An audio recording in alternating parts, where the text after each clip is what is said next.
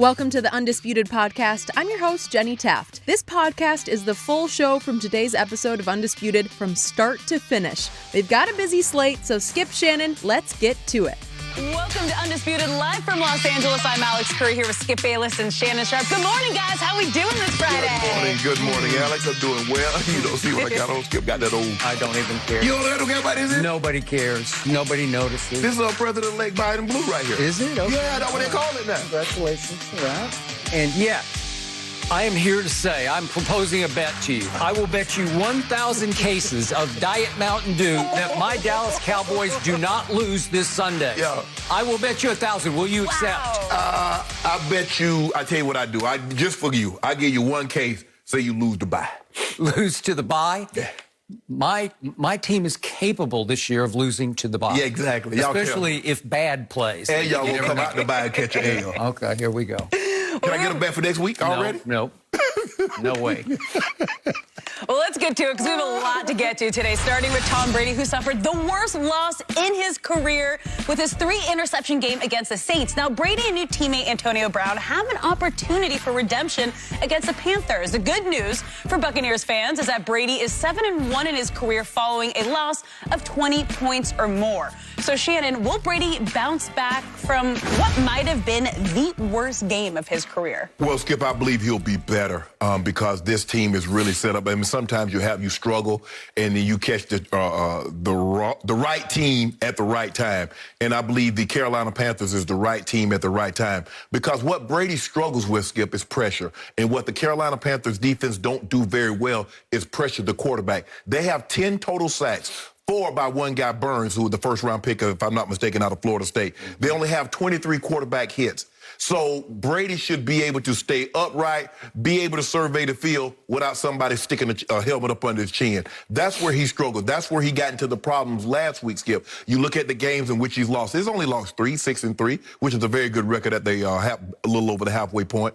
New Orleans, first game, pressure. Chicago in Soldier Field, pressure. Last Sunday night at his home, pressure. And that's not what the Carolina Panthers do very well, Skip. I got some stats for you. You love stats. This is what Brady is against the pressure. His completion percentage is 33% against pressure. That's 32nd in the NFL. Now, it's only 32 quarterbacks. Put that here. Yards per attempt versus pressure, 3.1, 30th in the NFL. His QBR versus pressure is 5. It's Joe Flacco. I think somebody else. Who? Joe DiMaggio was number 5. Or was that Gary? One of them guys was maybe Mantle. Anyway, Skip, that's not very good. And considering Carolina don't pressure very well, he should be able, like I said, survey. AB, you want it? Oh, Mike Evans, you need it. Chris Godwin, you need it. Hey, Gronk, I'm going to get you involved. Struggled a little bit last week. So, Skip, I don't see the Carolina. And plus, McCaffrey just came back, balled out against Kansas City. And he hurt his shoulder. Now, they said he might, but he's looking doubtful, looking like he's not going to play.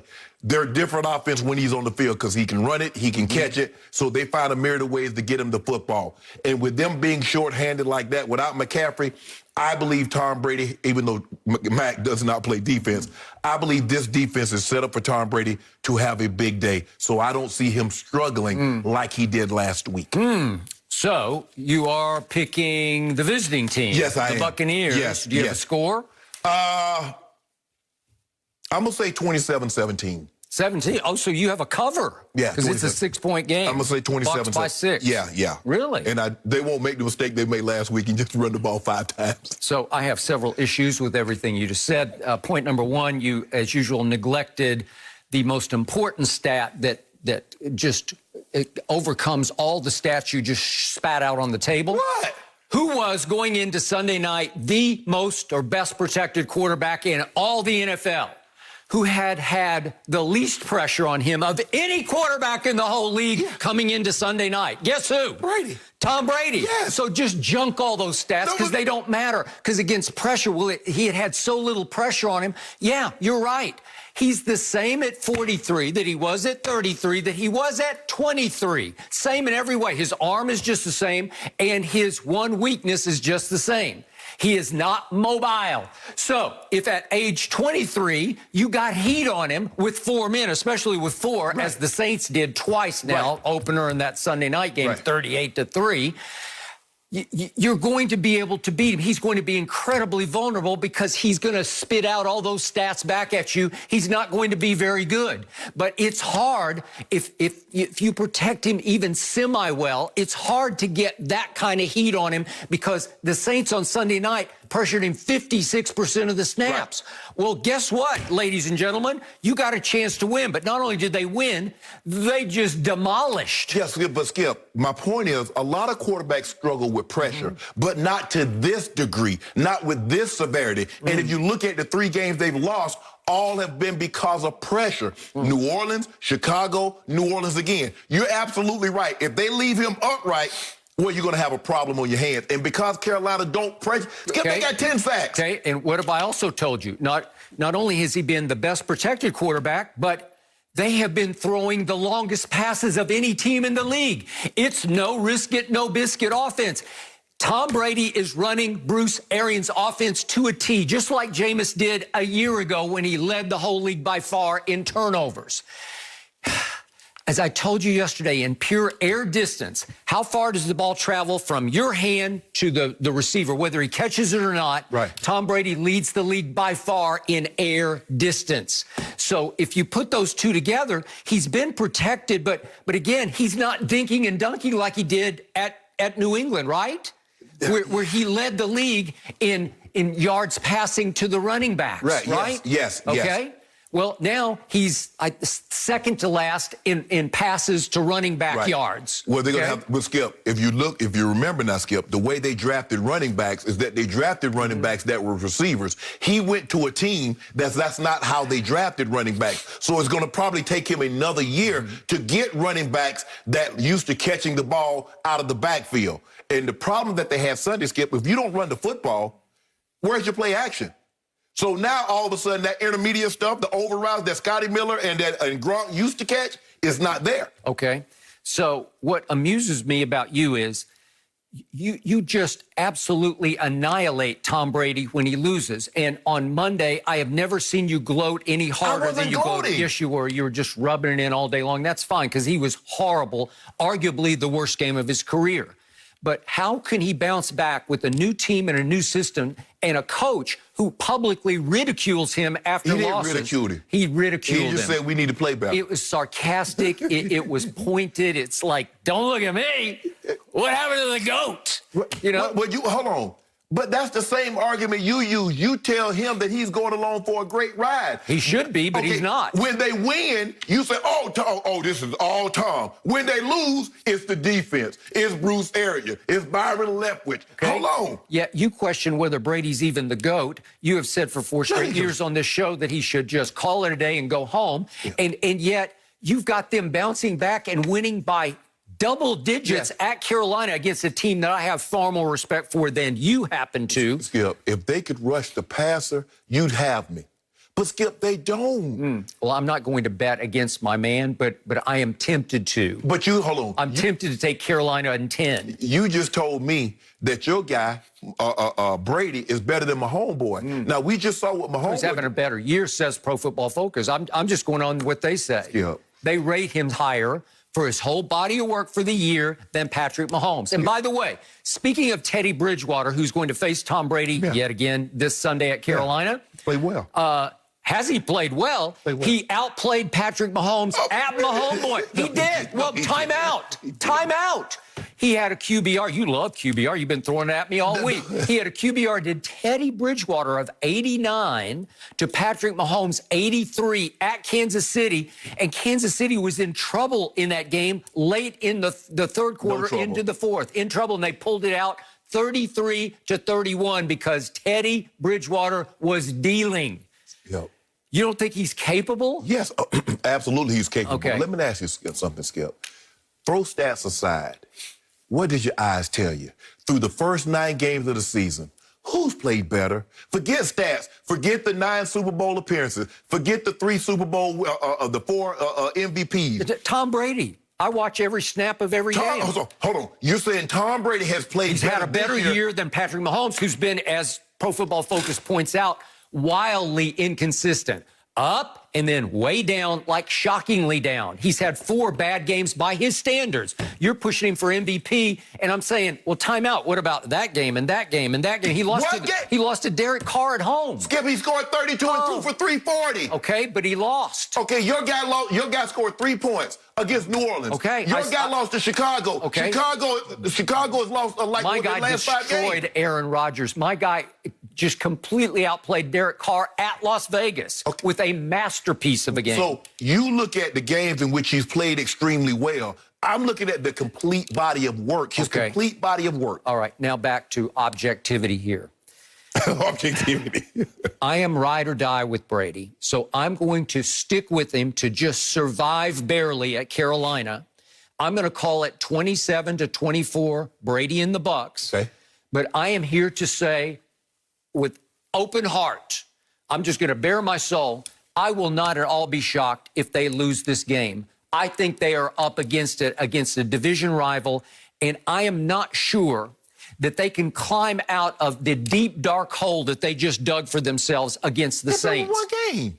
It was the game. It was as stunning a loss. Okay, well, I told you. What did I tell you Monday? It was as shocking and stunning a loss as any I've seen since Peyton and company ran into the Legion of Boom in the Super Bowl. What was the score, 43-8? Yeah. Skip, so you're not saying that they lost. It's the fashion in which they lost. It was appalling. It was season-threatening. It was deeply troubling. It was as bad a sign as you can get this late in the year. We're about the midway point in the season. Skip, it was one game. Okay, but it was a complete and utter wipeout. And what troubled me the most was, as you point out, the offensive line that had protected Tom Brady the best suddenly looked like the worst. They could not block 4 New Orleans Saints the whole game. They were getting destroyed from the first play of the game when Cam Jordan made his lone contribution, got right in Brady's face and whacked him across the face, but that's okay. They didn't call it. But that set the tone for what was about to transpire, and all hell transpired on Tom Brady. And it got so bad that I saw Tom Brady get as frustrated on the field, I'm not talking about on the sideline, on the field as I have ever seen him get, because it got so bad that they were down 31-0, and it's 4th and 7 from the Saints 42, and he rolls out to the right, not known for his running, as we see here, and he just said, hell with it, I'm just throwing it up for grabs. Yeah, he did a lot of that. Have you ever seen him throw a worse pass than that in his life? I've never seen him even throw one of those passes. Okay, you haven't.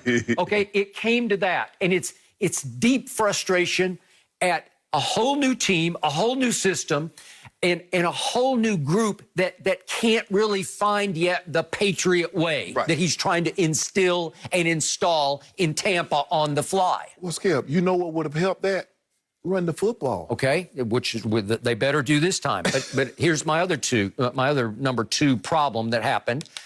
A Bucs defense that many were making the case was the best defense in football at 6-2 going into that game suddenly turned into what looked like the worst defense.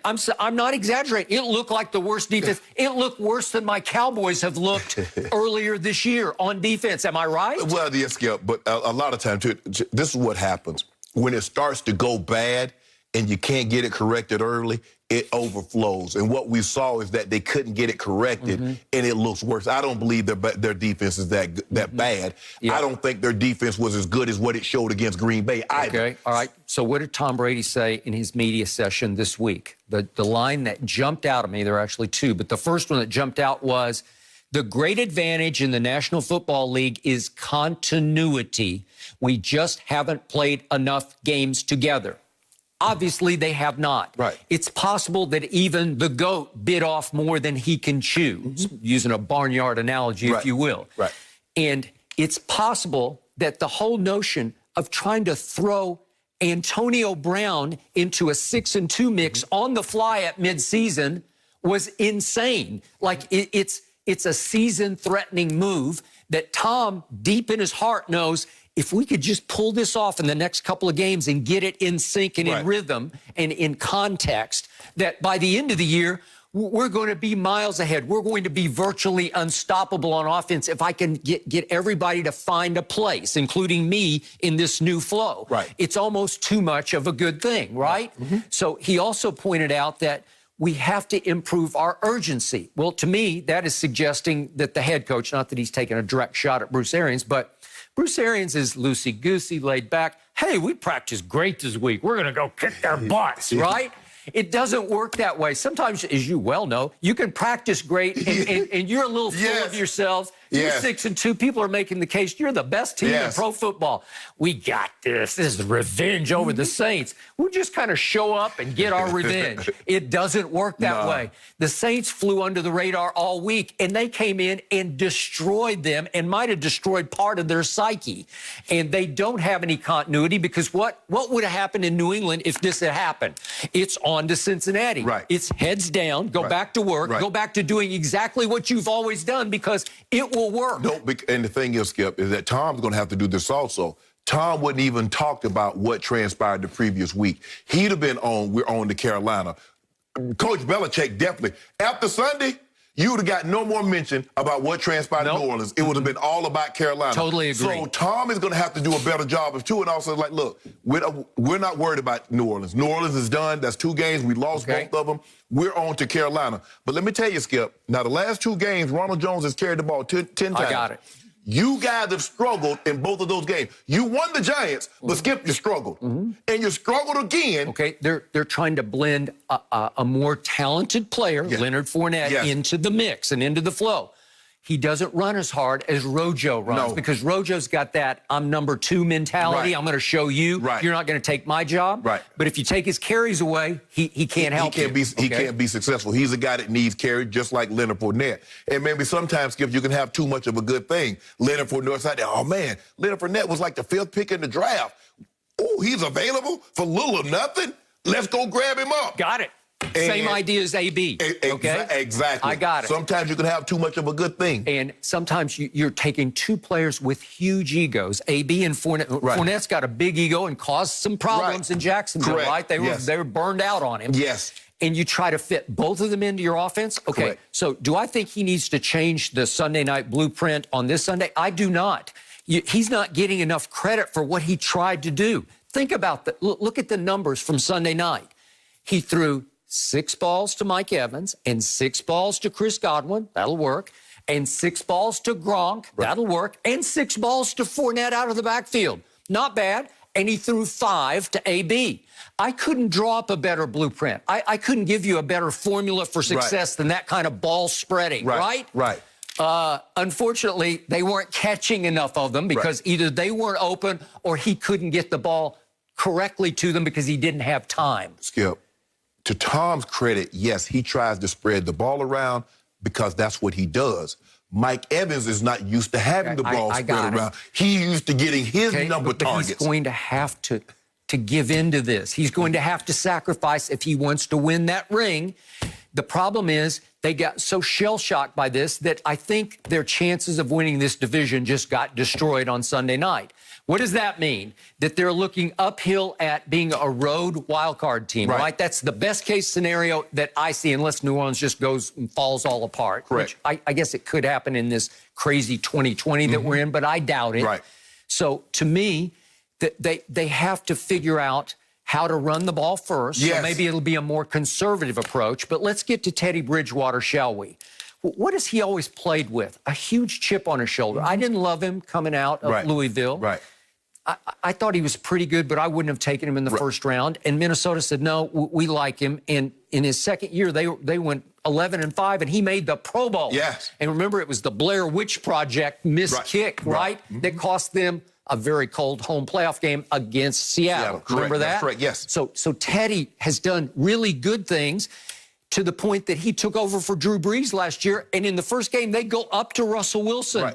And I'm not saying he outplayed Russell, but they won the game. They went 5-0. Okay, they went 5-0. And my team was their second victim, and Dak was flying high. He'd had QBRs of 95 against New York and Washington, and then I think it was 88 against Miami. And here he came, and they go into New Orleans, remember, Sunday night.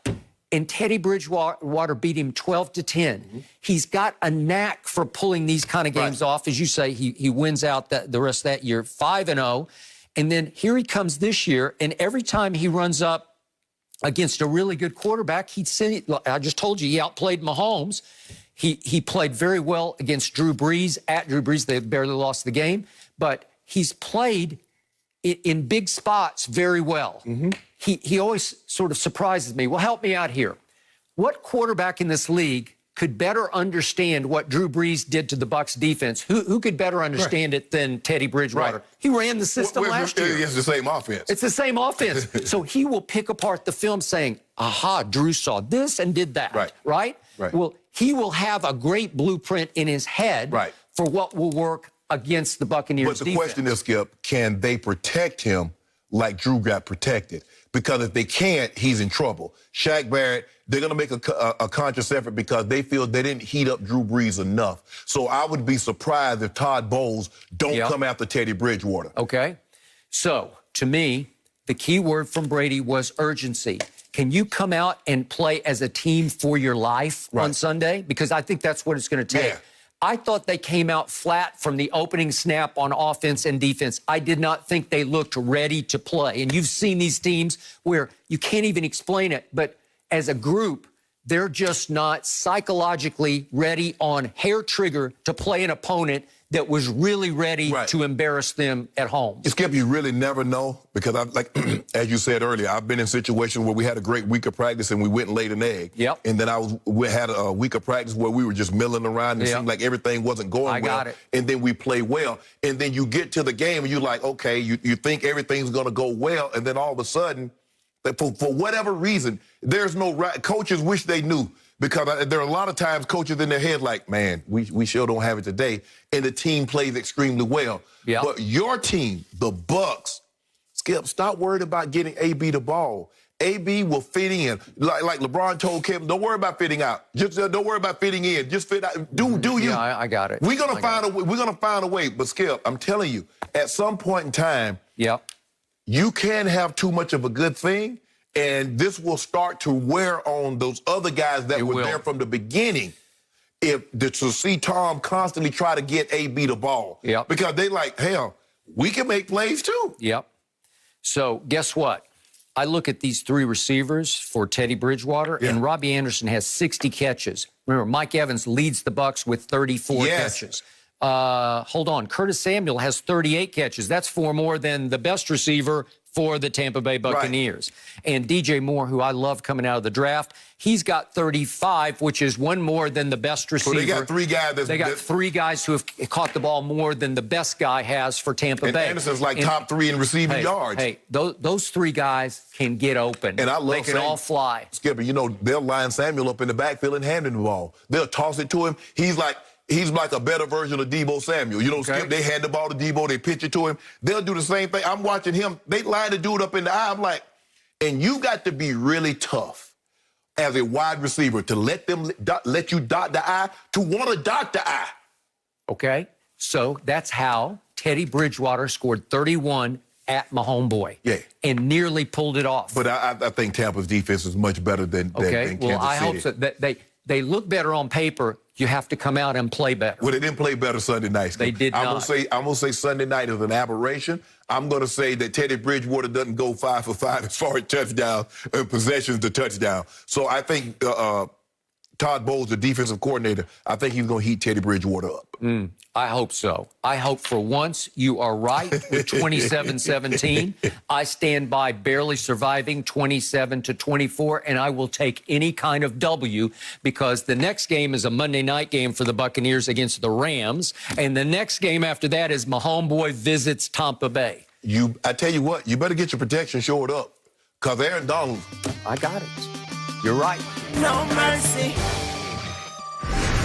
Skip Spurs might be overhauling their roster, and it could be to the benefit of Shannon and LeBron's Lakers.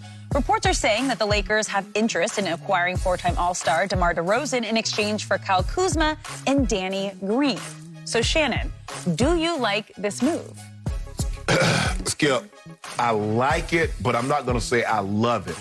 I think he's better suited. I think he's really suited to be a third option on a really good a really good basketball team. Now, the difference is that Danny Green, although he's not the shooter that he once was, you still have to respect him from the three-point line. Kyle Kuzma can make shots.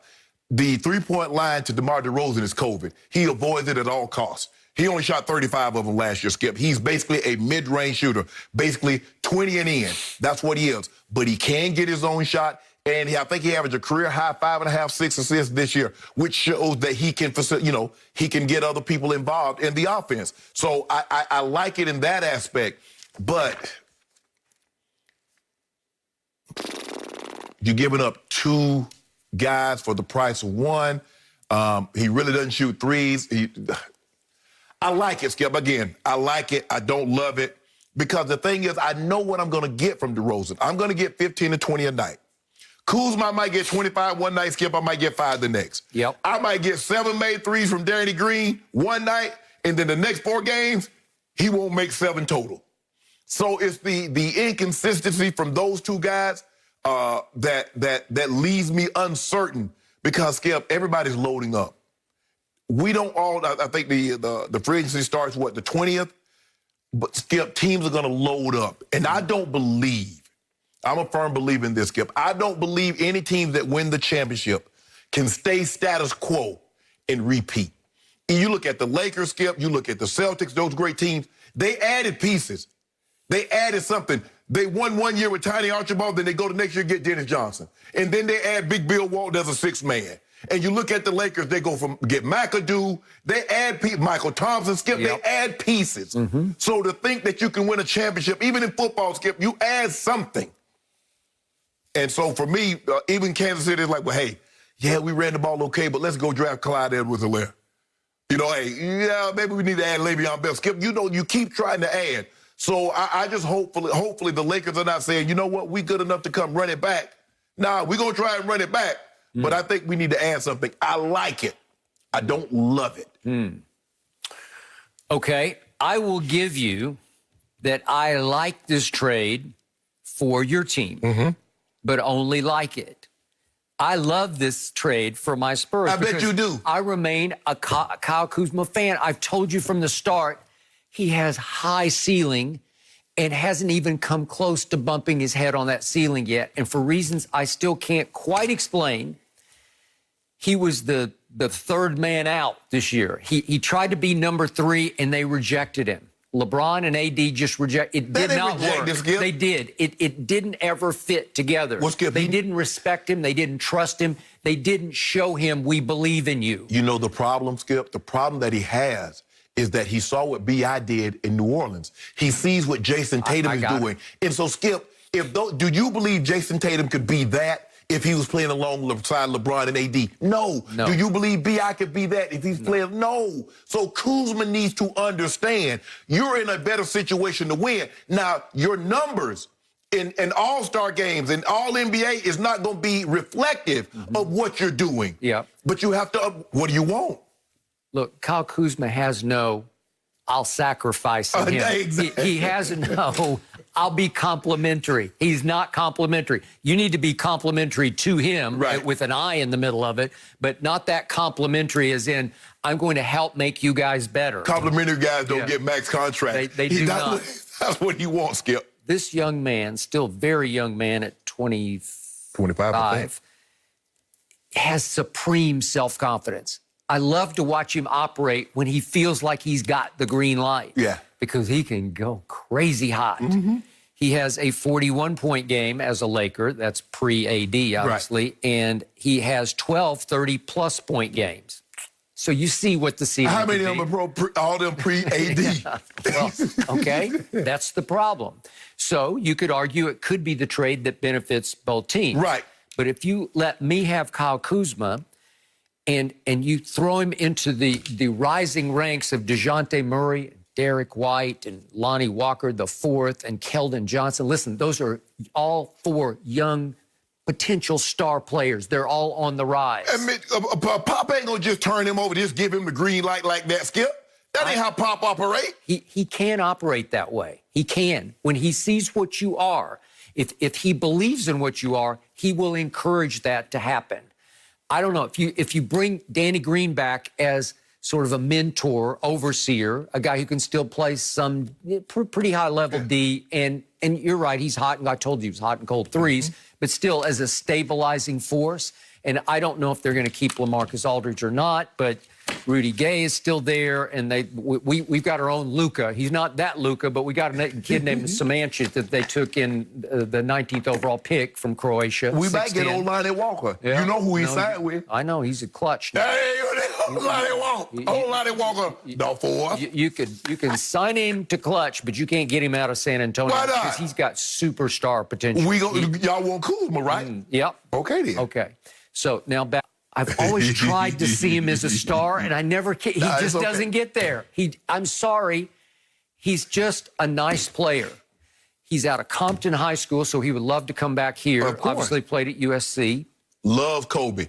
Loves Kobe.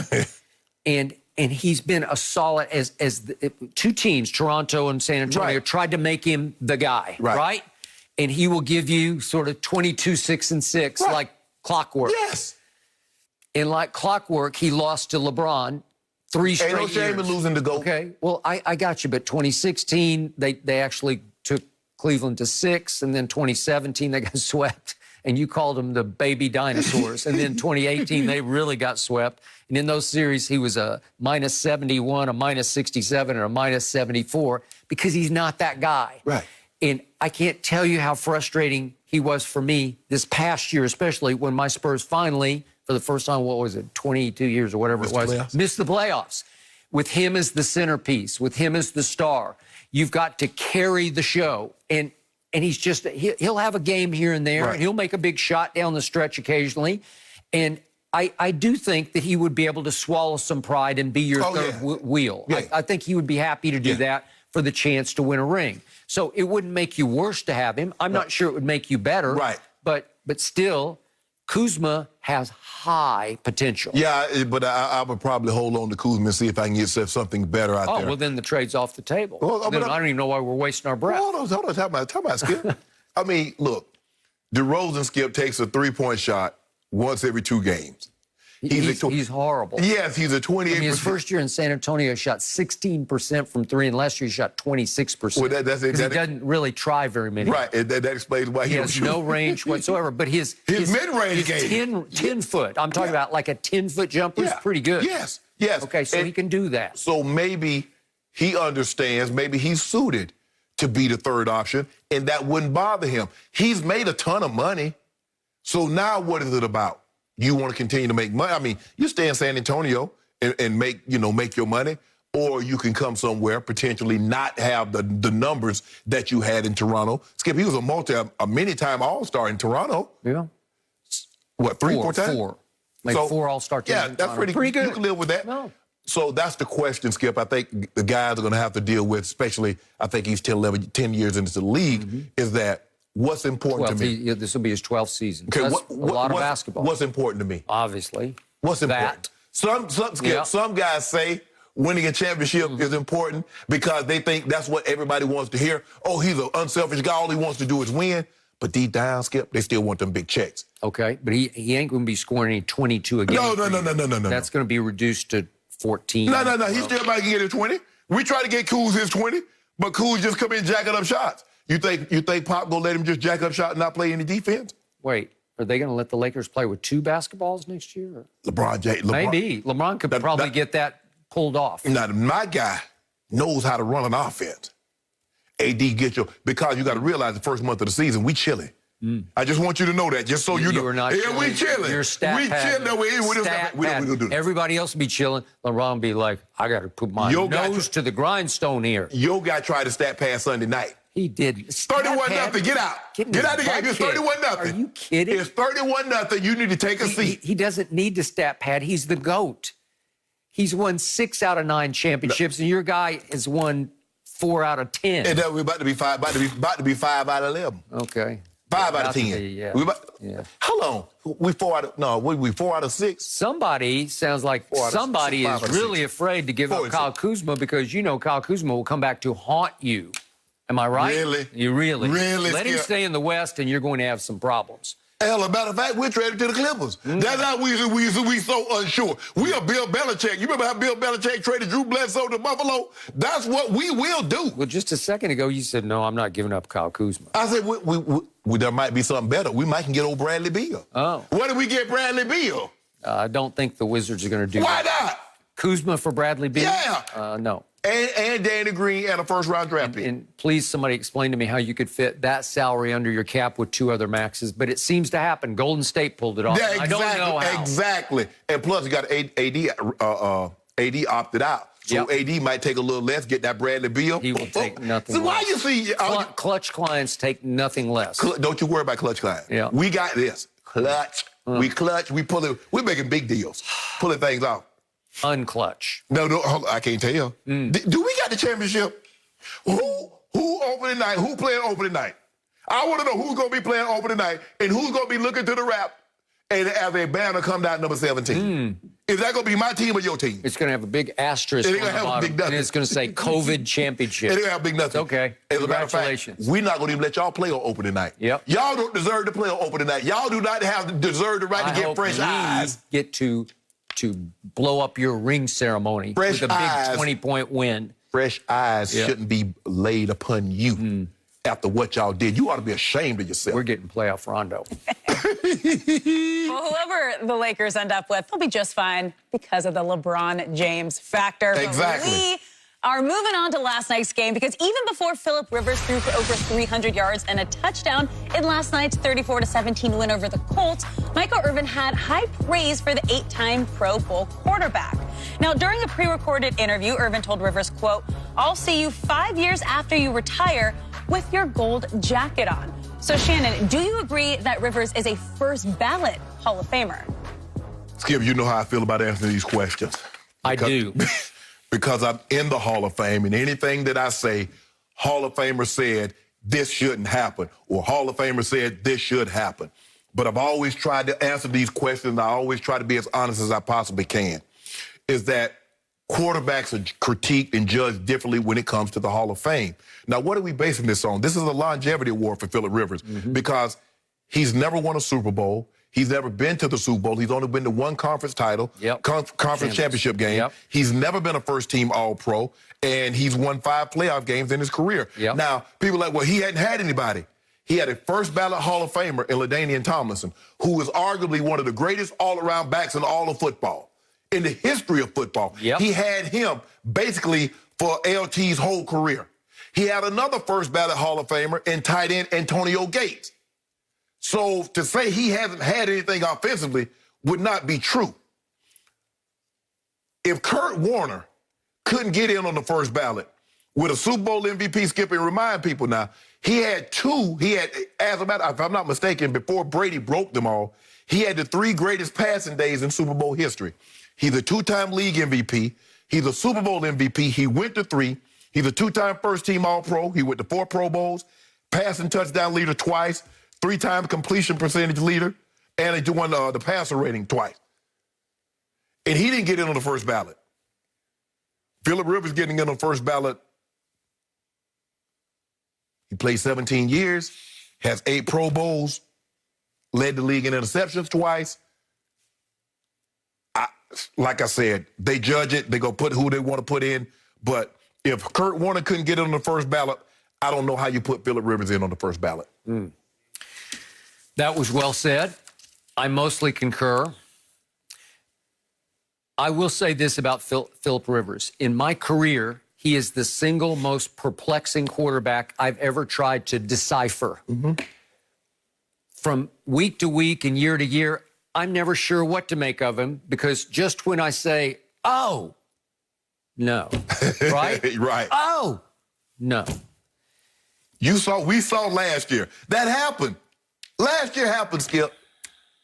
It did. So I hark back to 2013. I was on the other show, First Take on ESPN, and we were actually at the NBA Finals, the fateful Ray Allen shot finals in Game 6.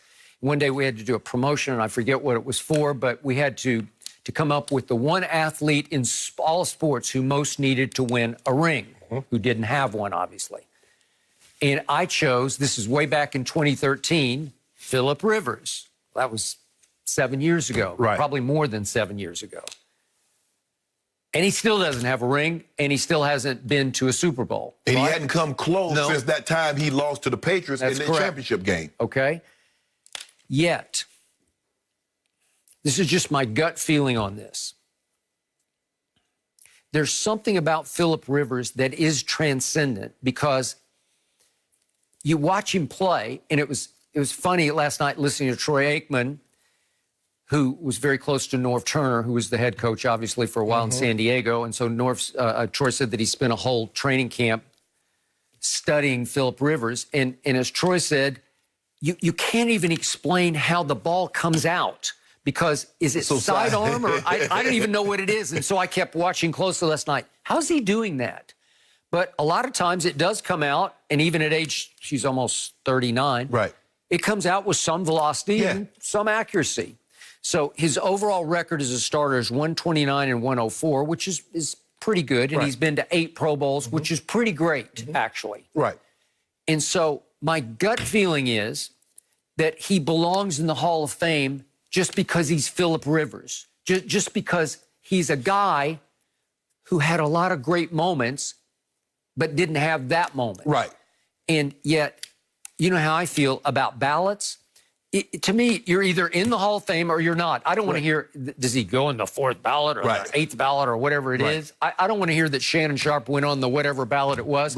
Either you're in or you're not. Well, they say the first ballot is for transcendent players. The Joe Montanas, the Deion Sanders, the Jerry Rices. But Skip, when you look at the era in which he played, did we ever say he was better than Brady, Manning, or Brees? No, obviously not. Is he better than Big Ben? No. He is not. So, and now you got Russ, Mahomes. So at what point in time was he ever, people say, well, you know what? He's top 3, he's top 4, he's maybe even top 5. When you look at when he played, because he caught smack dab in the middle of Brady and Manning. And they were in the AFC. And then Big Ben was in the AFC. There's something about Phillip Rivers that is transcendent to me as a character, with the funkiest delivery ever in the history of pro football. It's almost like he shot put the button. It's almost like it, but he's 6'5", so he gets away with it, with that sidearm thing. And he competes hard. And he trash talks hard, even though it's G-rated. But again, there's something about his body of work that is so intriguing that I think he deserves a bust in Canton. Now, again, is he transcendent first ballot? No, he's not transcendent that way as far as performance and achievement, but he's done a lot of really good things, and then he's had these collapses. Like in 2006, the Chargers went 14-2, and then they lost in their first-round game, the divisional round. To the Patriots. To the Patriots at home, 24-21. Okay? He had a QBR that day of 20, did Phillip Rivers. And then in 2009, they went 13-3, and here came Rex Ryan and the Jets for the divisional round game after they had the bye, obviously, and they lost 17-14 at home. Well, it wasn't the end of the world, but still, you can't rise above. Then he tore his ACL at Peyton, and he basically outplayed Peyton on a torn ACL, even though Billy Volek had to finish for him, right? And then the next year, he came back and he beat Peyton again. So he basically beat Peyton back-to-back in 07 and 08. That's pretty good, right? And people, if you talk about the pantheon of the NFL, there's just something about Phillip Rivers, like he's a big guy. Sometimes, Skip, he was just, his numbers, if he was not in the era of Brady and Manning. And Brees. He would be fine. I mean, he just passed Dan Marino for 5th all-time in passing yards, and he needs 13 touchdowns to pass Dan Marino and to pass in touchdowns. But think about what was in that era. One guy went to 9 Super Bowls. One guy went to 4 Super Bowls. Brees went to a Super Bowl and won. And the thing is that Brees was in San Diego, and they got Phillip Rivers because Brees wasn't. And so there's always going to be that comparison, Brees to Phillip. There's always going to be the comparison. Big Ben, Eli, and Phillip Rivers. That's true. 2 of those guys got 2 Super Bowls. One of those guys got 2 Super Bowl MVPs. Okay.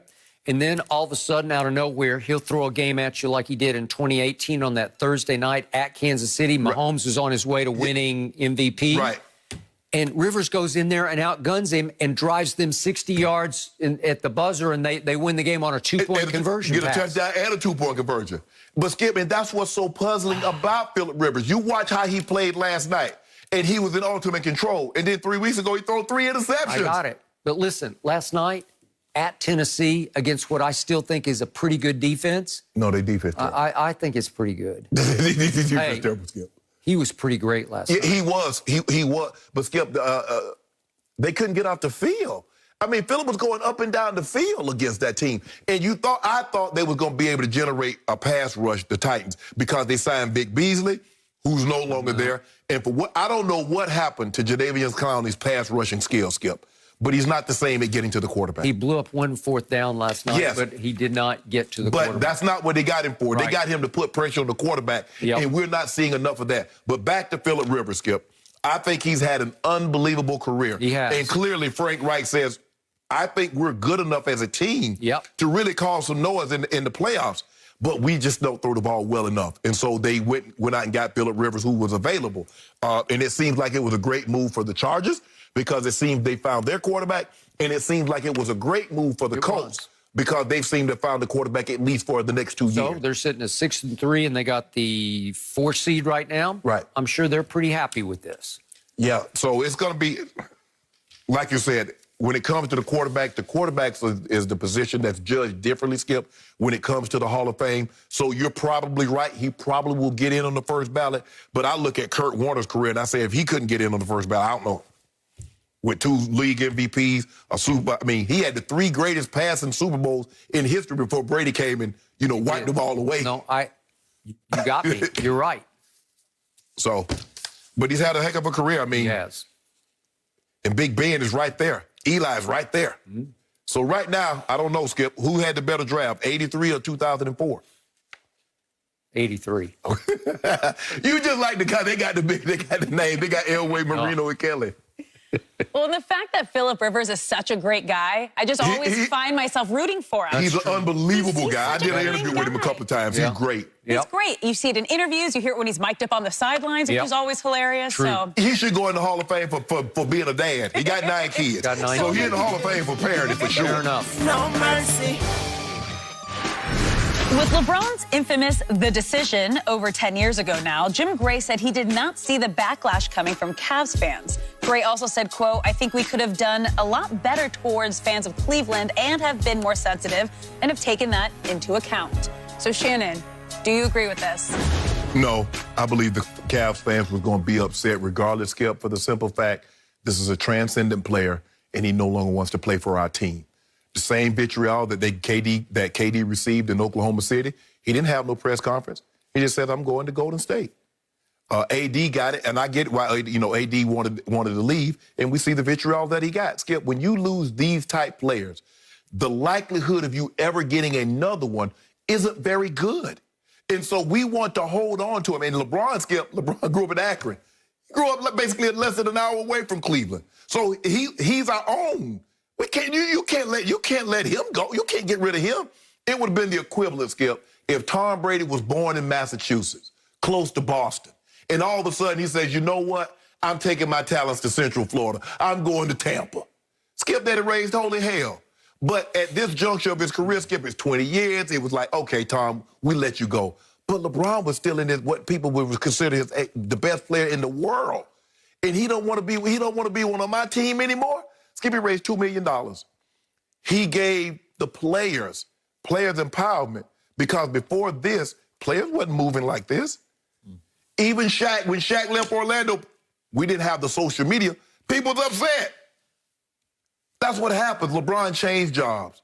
I'm sure, Skip, internally, like if I work for this software company, I work for Apple, then all of a sudden I choose to go work for Google or Microsoft, I'm sure people are going to get upset because, hold on, you wanted the best, and you leaving us to go there? But, Skip, that's how fans are. Fans are short for fanatical, and sometimes they're not rational. And they're like, you can't leave. LeBron left because he says, "You know what? I just don't believe I can win here. And the ownership is not putting the pieces in place around me to make sure I can win here. So I'm going over here, Skip.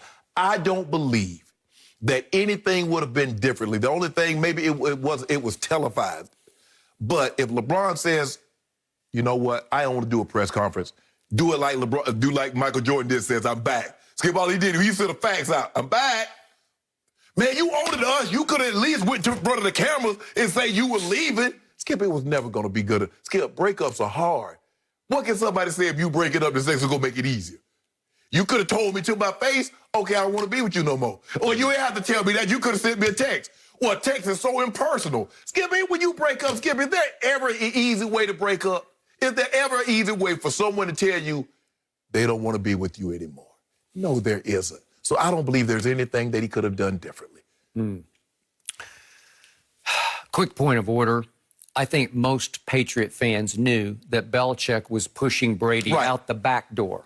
They knew that 2 years before he wanted to go forward with Jimmy Garoppolo and that the owner overruled and said, no, you're going to stick with Tom. What if he had done that? What if he had done that in, say, 2007? Okay, but he didn't. That's what I'm saying. Okay. So we know the vitriol that would have came with that.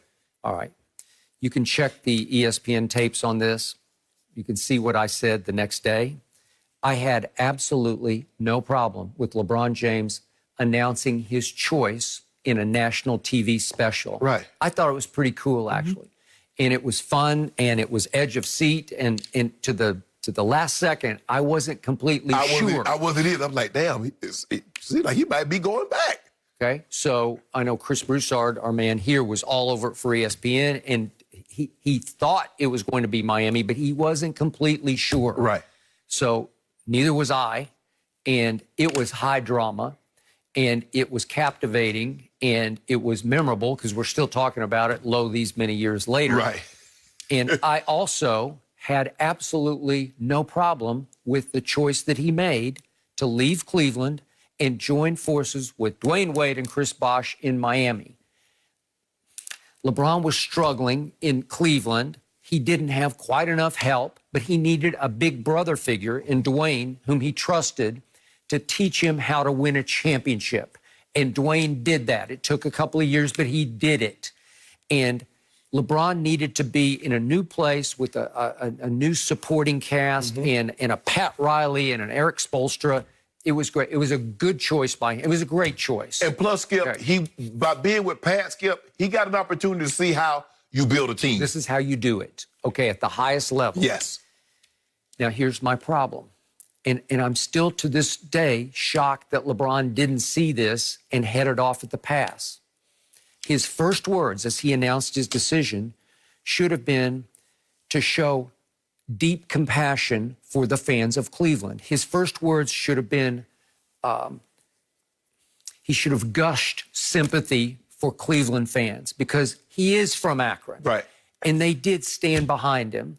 And they did love him almost to death. You know, they were with him every step. And so his first words should have been something like, this is tearing me up to make this choice. This is tearing my heart out to leave my home area. And Cleveland fans and Cavs fans will always have the biggest place. Well, then I don't know where he's going.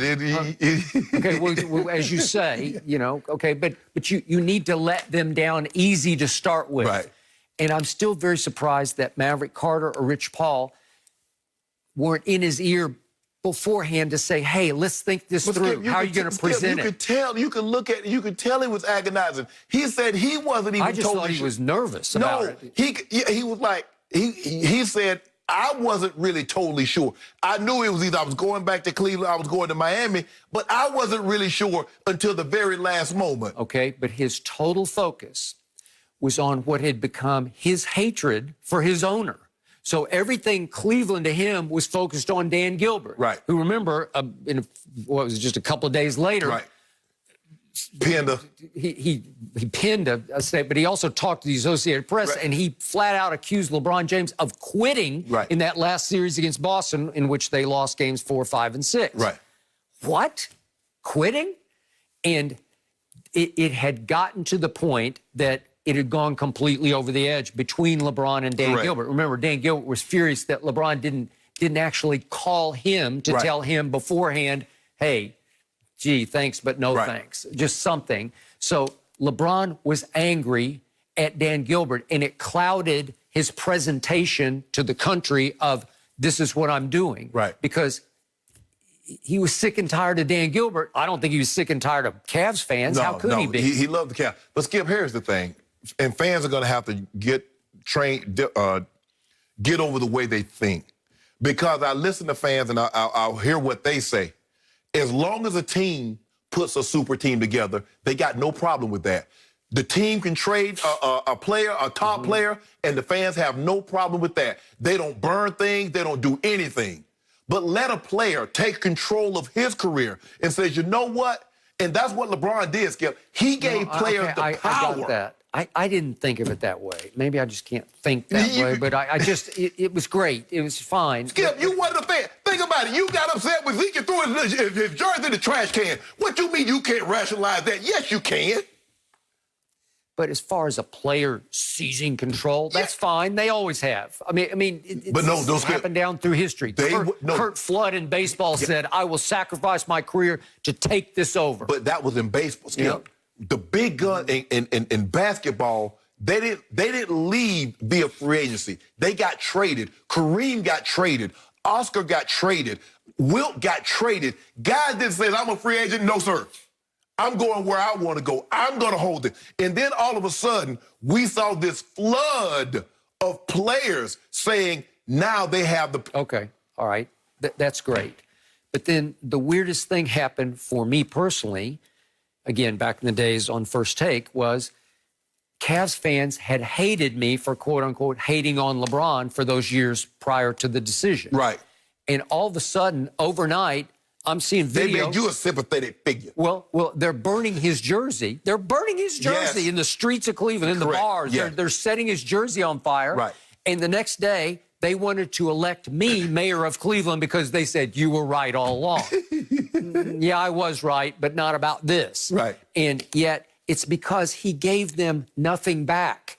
He didn't thank them. He showed no gratitude for their years of support, right? Skip. What about That's not like him because he doesn't miss a PR step. Okay, what about KD?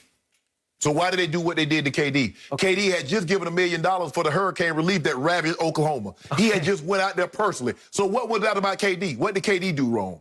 KD has no PR feel whatsoever. He's anti-PR. He always says and does the wrong thing.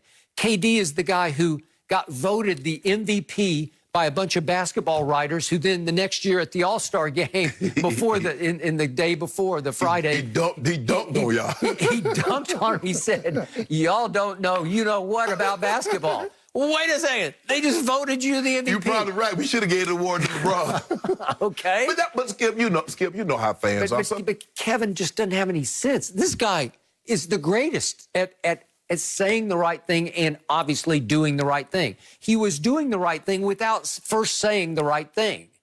Well, it just set the wrong tone. Yet he made it up to him. He went back and they won a championship. And he got a school there. Okay, he's done so much for the community. Okay, now all is well.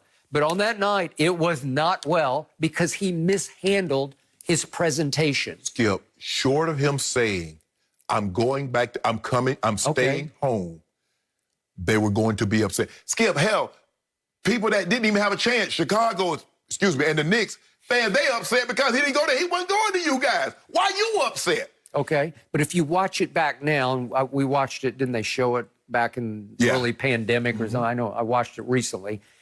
LeBron's nervous, it's awkward. Jim Gray, and he's great at what he does, but it felt awkward, like it was sort of unplanned and unscripted, and they're kind of chatting about the weather, and everybody's saying, well, where are you going? Right, we got to fill an hour. We done sold that time, Skip. I can't just tell you where I'm going at the beginning, then everybody gonna go click, Skip. But LeBron was as nervous as I've ever seen him because he didn't know exactly how to present it. LeBron came into the NBA. It was easy. I ain't changing jobs. I'm still going to go play basketball. I'm just going to the NBA. Now, even though he's not changing jobs, he's changing teams. He's still doing the same job. I don't believe, and I could be wrong, short of LeBron saying, I'm staying home, the Cleveland fans were going to be upset. Skip, there is no easy way. If I don't want to get out of a relationship with you, there is no easy way if you tell me you don't want to be in a relationship with me. Okay. He basically said, Cleveland, I no longer want to be in a relationship with you. I want to go down to Miami and be in a relationship with the Heat. That's hard. And to see that man still doing that, just imagine, Skip. I break up, I'm leaving. One of us got to leave the town that we live in. I'm not going to see you walk around here with another dude. Especially when you cold-shouldered me as you presented it. Yes. You gave me nothing. I'm taking my talents to South Beach. We ain't cool. We not cool. That's just cold-blooded. It wasn't cold-blooded. It's because he hated the owner. Trust me. Well, I mean, he maybe should have got this a little out early. Alex, you over there laughing. I hear you. You know what I'm telling the truth, Alex. But I do. I mean, it's tough. You can't identify the owner with the fan. You know, you can't put him on the fans because they're very different. They are, Skip, but it's just hard for me to believe that there's any other way around it, short of him saying, I'm staying, guys. I could never leave you guys. Well, it was a great choice that he made. Because the final point is, if he had stayed in Cleveland, do you think he ever wins a championship? If he just stayed there all the way through, he's not going to win a championship. Because you can't get you're not going to get Kyrie. No. Right? Okay. Just like KD was not going to be able to get other players to come to OKC. Yeah. And Giannis is probably not going to get anybody to come to Milwaukee, Skip. Okay. Giannis is going to probably have to bounce. And it's sad. But that's just the way it is. Got it. No mercy. Kyler Murray and the Cardinals will be 3-point home favorites against Josh Allen and the Bills on Sunday, according to Fox Bet. Now, both young quarterbacks have taken huge leaps this season and are now 4th and 5th in MVP odds. So, Shannon, who would you take long-term? Would you take Josh Allen or Kyler Murray? Wow, this is a tough one, Skip. But after watching the progression of Josh Allen, Skip, I think I'm going to take him. I've seen him go from 53% completion to 59% completion to 69% completion percent this year. He's 6th in QBR. Skip, he has a big-time arm, and they've done a great job of giving him weapons now. They made the trade for Stephon Diggs, so they gave him a weapon. I like Singletary running the football, Skip. I like him. And look, this is not a knock on Kyler, and I think Kyler's going to be really good. But, Skip, when you're running quarterback like he does, eventually they catch up with you. Eventually they will. And I just don't know how long he's going to be able to be this effective running the football. Now, he can throw it. Don't get me wrong. He's ahead of where Lamar is at throwing the football. So, but for me, at 6'5", 237 pounds, I just like the way I like the maturation. I love the growth in which I've seen for him. And it tells me that he's taking this serious. He's getting better year after year after year. And I love the improvement. So for me, I would say right now, you says, okay, you only get one. I'm going to take Josh Allen.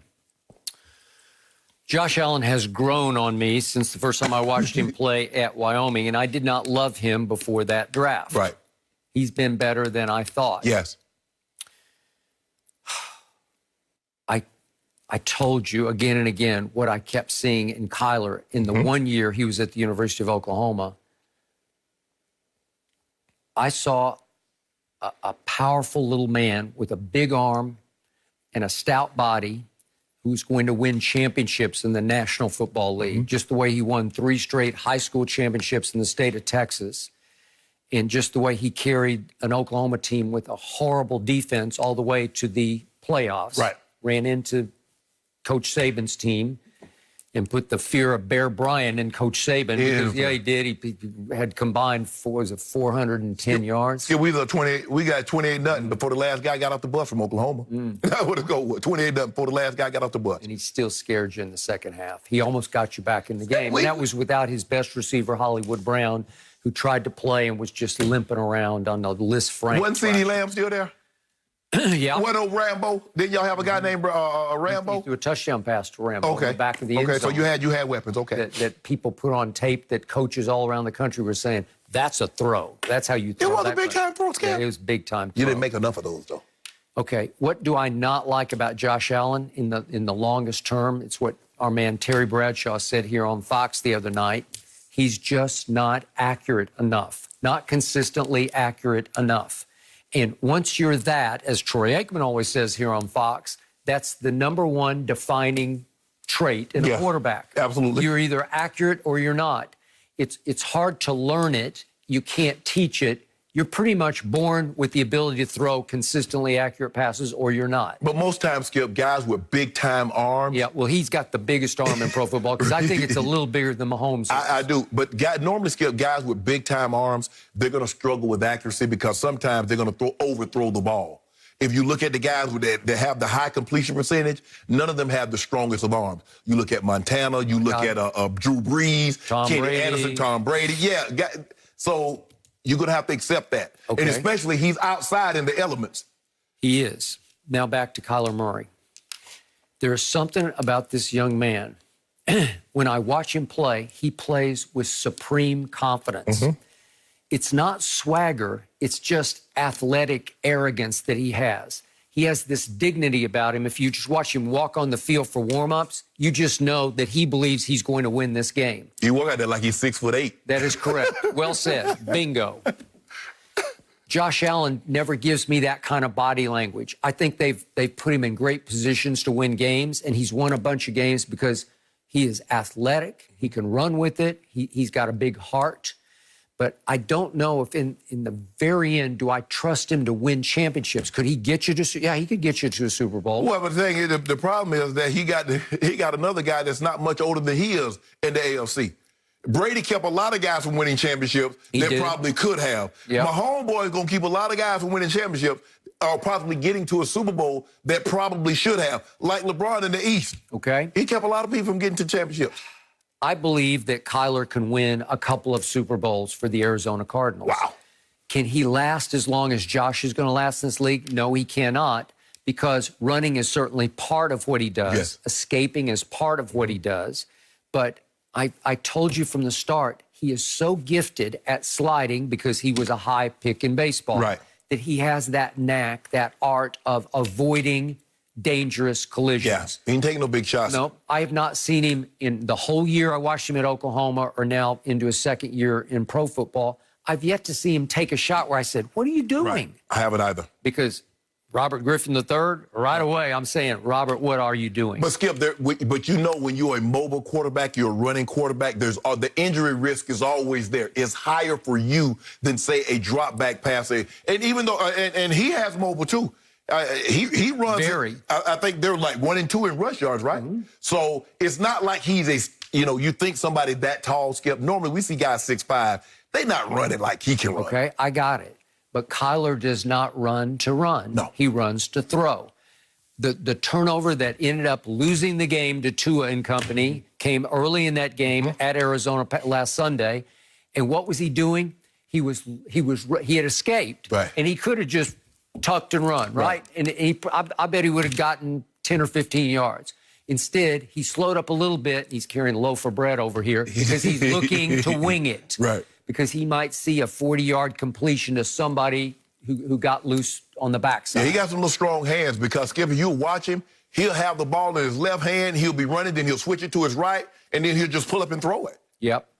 His father was a very good starting quarterback at Texas A&M. And he raised his son the right way. So did Mama.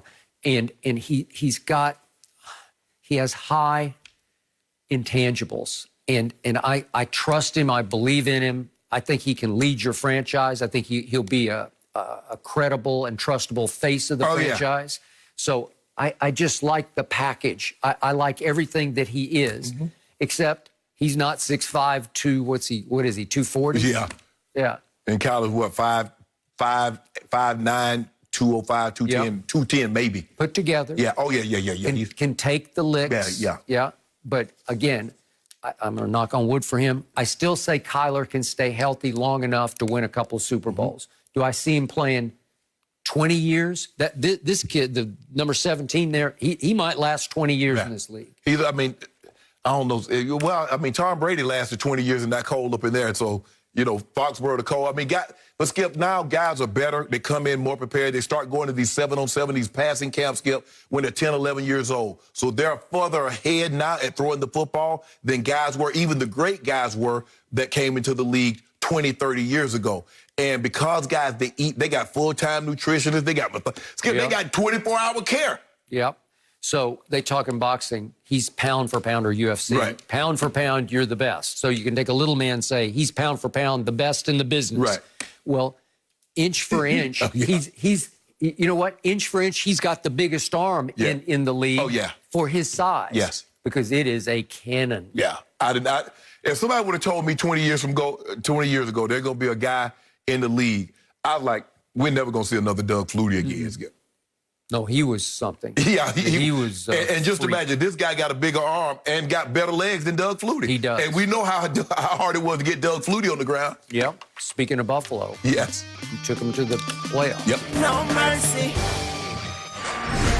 A day after Lamar Jackson said opposing defenses have been calling out Baltimore's plays, offensive coordinator Greg Roman brushed it off. Roman told reporters that defenses calling out whether a play is a run or a pass is, quote, nothing new. We are joined now by Fox Sports NFL analyst Michael Vick. Michael, were you okay with what Lamar said about defenses calling out plays?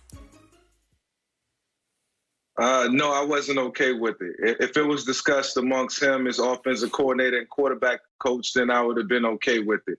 The fact that, it was said on a radio show or, wherever it was said, I think it was certainly inappropriate and not the time. You keep that in-house and you talk about it on the sideline. You talk about it after the game and post-game. And I've been a part of situations where, on numerous occasions, where our plays is getting called out, run and pass. And I certainly got frustrated a little bit, but, I instantly had to step back from the situation and look at it, knowing that I was playing in the National Football League and they get paid, on the defensive side of the ball, just like we get paid on the offensive side of the ball. And when you have defensive coordinators who spend the entire offseason planning to stop what you do best for that one day, they got 364 days to try to figure you out for that one day. And it's going to happen after you have a year of success. And, Lamar's going to have to get used to that for the next 7 to 8 years, regardless of what type of offense he's in. He's going to run into some turmoil, a level of difficulty, and it's up to him to figure it out. Go the other way. Come back to the sideline. Talk to your coach. Audible. Change the play. It's plenty of options that we have as quarterbacks. So I expect Lamar to learn from this. I expect them to talk about it internally and fix it. I agree with you, Mike. And Skip and I discussed this yesterday, and I said the exact same thing. We've all been. Let me ask you a question. How many times, Skip, you think in a game against Tennessee Titans, Derrick Henry say, here's the run, they finna run it. What you think Derrick Henry here?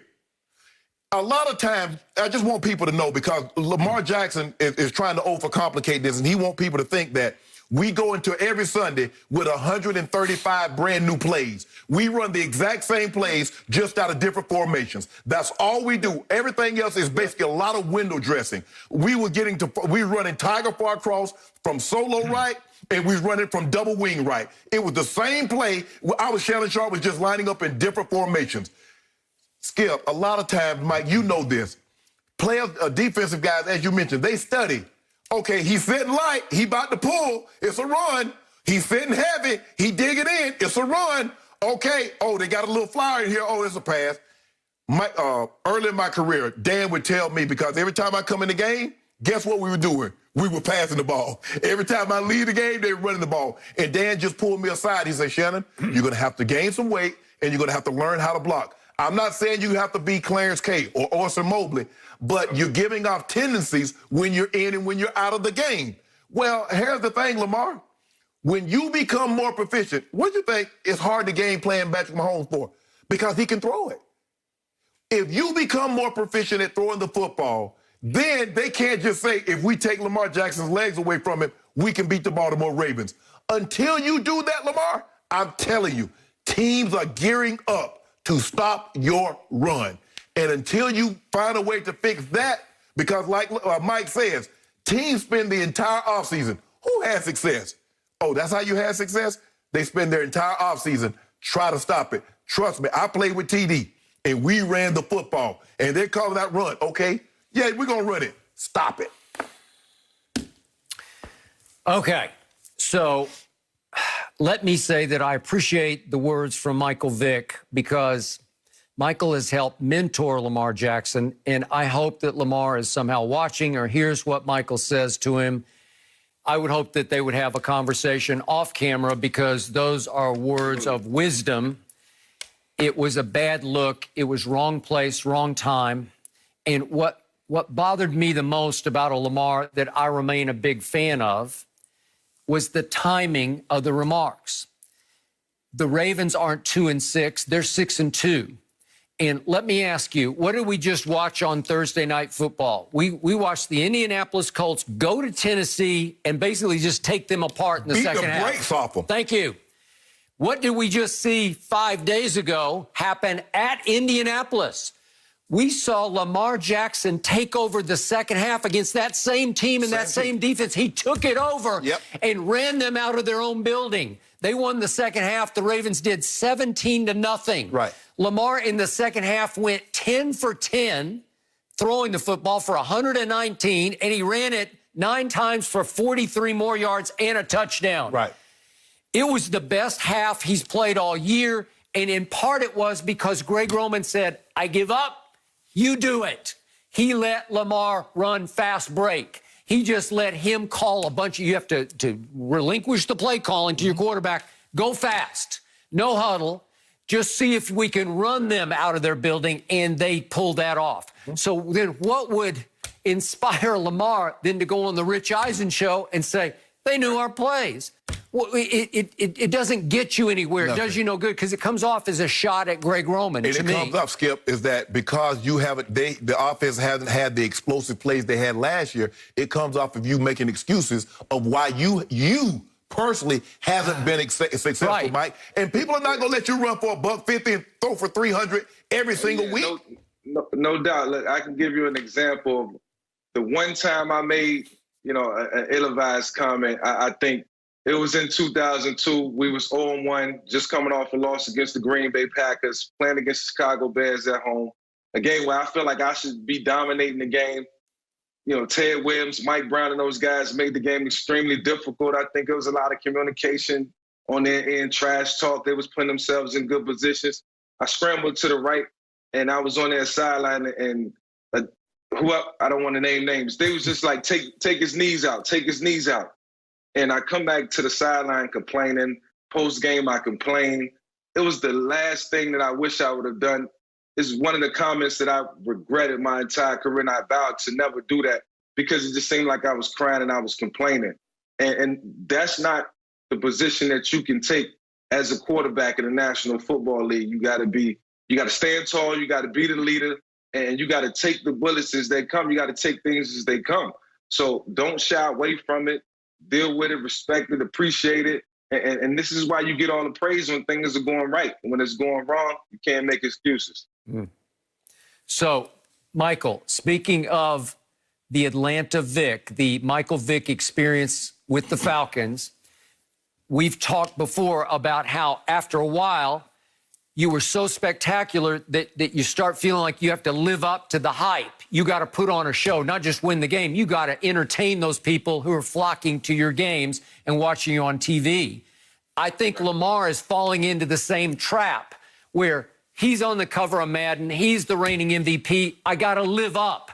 I got to run for 100 or I've had a bad game. Right.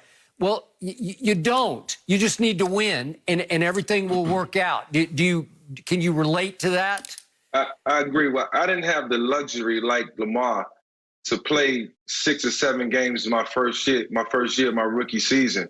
I had a chance to sit back and watch everything develop and kind of put together a game plan on how I would attack my second year. Second year was flawless, and then going into my third year, I ended up getting injured. Now for Lamar, this is his third season. Expectations his rookie year, he met him. His second year, he went, superseded expectations. Mm-hmm. And now this year, year 3, a year in which I wasn't playing, but he is, things are going to get tougher. It's not going to get any easier moving forward. And I know he respects his offensive coordinator and Greg Roman. He has to respect what they've been able to build. He had an historic year last year. So, as you line up and if you don't continue to evolve, like Shannon said, things will become more recognizable. But it's up to y'all as a staff collectively, to change, what the offense looks like. So moving forward, I don't expect these comments to come out ever again. I expect the offense to look different. I expect Lamar to play better. We look at Skip. You mentioned like Patrick Mahomes, and you said, "Oh, they put the quarterback in motion." Even though they put the quarterback in motion, all they did was run the over route. No, it was the same. You're just disguising it. It's just a bell and a whistle. It's the same play. They put him in a tight split, and they ran him on an over route. Tyreek Hill is catching nothing but 7 routes, and he's catching far crosses. Travis Kelce's going to run a 7 route. He's going to brace it cross. He's going to run the shallow. All they do is just stack the formation. They put them in different formation, run the exact same thing.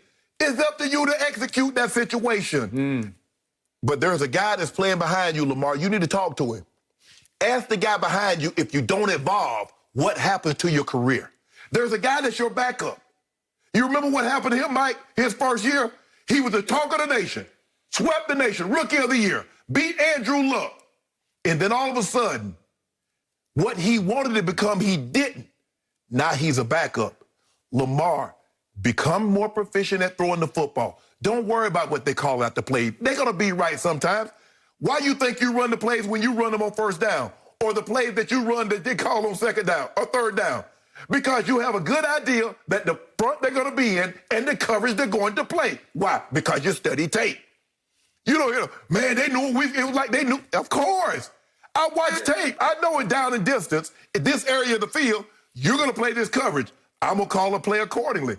Well, Lamar, when you get in this formation, on this area of the field, and this down in distance, 80% of the time you do this. Okay, I'm going to play you to do that, and I'll react to something if you don't do it. That's just the way football works, Lamar. Don't overcomplicate this.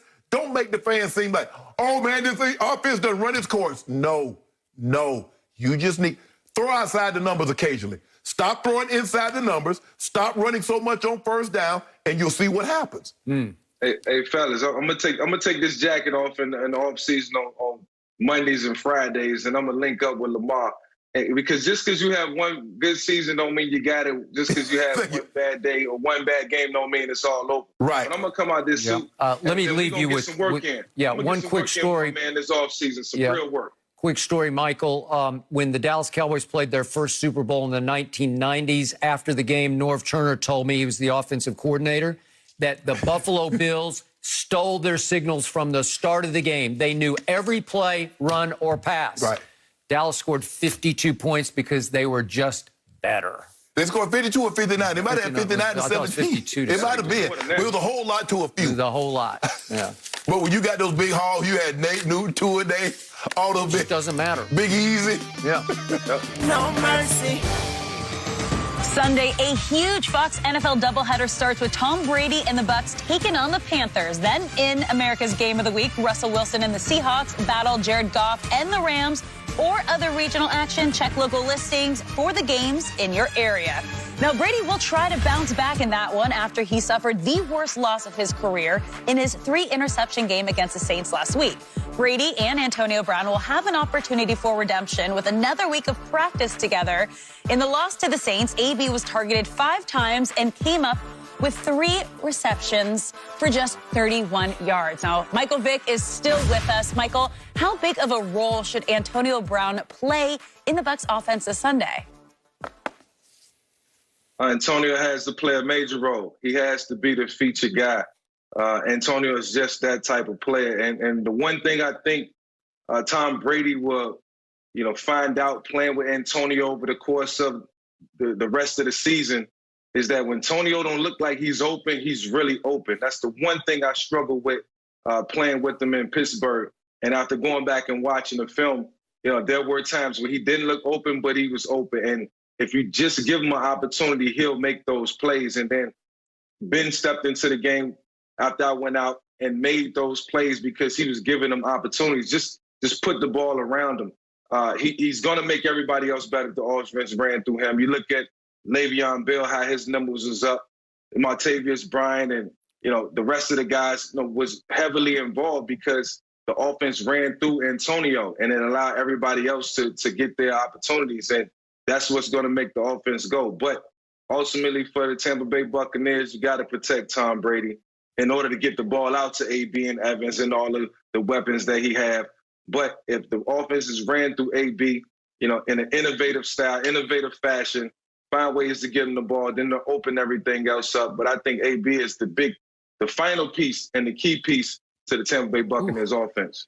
So if you don't mind me asking, Mike, Tampa has 6 wins. How many of those 6 wins did Antonio Brown contribute to? What? The six wins that Tampa had before AB got there, how many did AB contribute to winning? 6. 0. No, 0, none. Yeah, exactly. So why would I get him involved? No. When I tried to get him involved, it cost me a game. Why would I not go back to running the football? Huh? They tried to get him involved last week. Yeah. He barely had any attempts come his way. Well, he had one fewer than Mike Evans.